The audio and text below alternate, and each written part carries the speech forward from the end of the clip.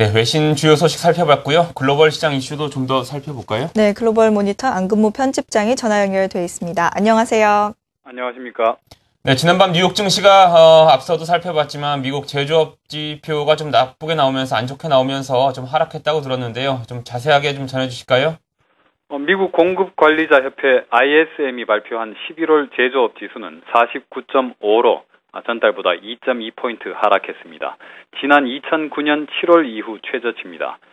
지난달 미국의 제조업 업황이 3년 4개월 만에 가장 빠른 속도로 수축했다는 의미입니다.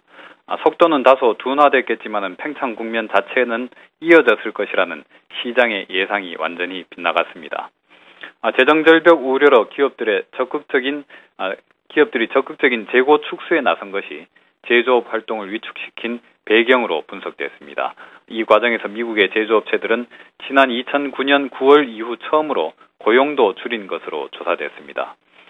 세부 항목을 보면은 생산자 재고 지수가 45.0으로 5포인트나 떨어졌고 유통 재고 지수 역시 42.5로 6.5포인트 하락했습니다.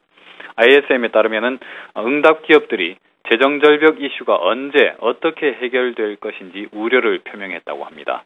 대신 ISM은 허리케인 샌디의 영향은 거의 없었다고 밝혔습니다.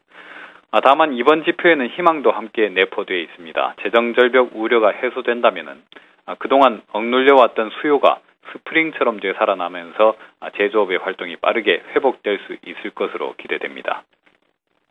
네, 재정절벽 회피 협상 동향에 대해서도 눈을 뗄 수가 없는 상황입니다. 밤사이에는 어떤 소식이 있었나요?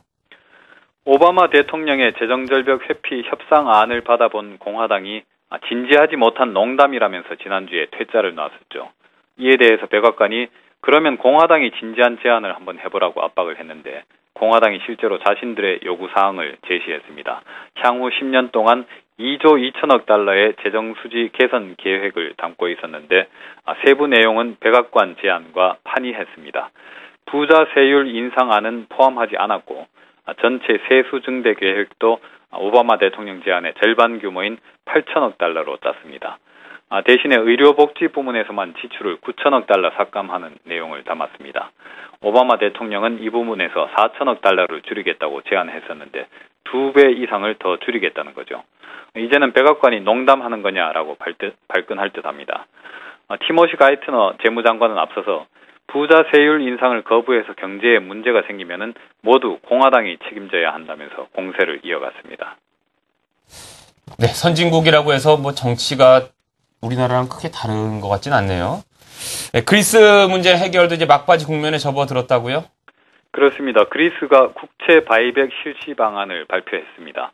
100억 유로를 동원해서 680억 유로의 민간 보유 국채를 대상으로 실시됩니다. 최저 가격은 권종별로 액면의 30 내지 38%, 그리고 최고 가격은 32 내지 40%로 제시했습니다. 당초 정부가 설정했던 기준보다 높은 가격 밴드를 제시한 겁니다. 다소 비싼 값에서라도 반드시 바이백을 성사시키겠다는 그리스 정부의 의지가 담긴 것으로 풀이됐습니다. 응찰 마감일인 오는 7일에는 대략의 결과가 윤곽을 드러낼 것으로 보입니다만은 시장은 바이백이 성사될 것으로 이미 시장 가격에 반영하고 있습니다. 지난 2009년부터 시작된 유로존의 붕괴 위기가 결정적인 전환점을 돌고 있는 순간입니다. 이제 그리스 퇴출 공포는 사실상 사라졌고 따라서 스페인이나 이탈리아로 위기가 전염될 것이라는 우려도 해소가 되었습니다. PMI 지수를 보면은 중국 제조업 경기도 되살아나고 있는 것으로 볼 수 있습니다.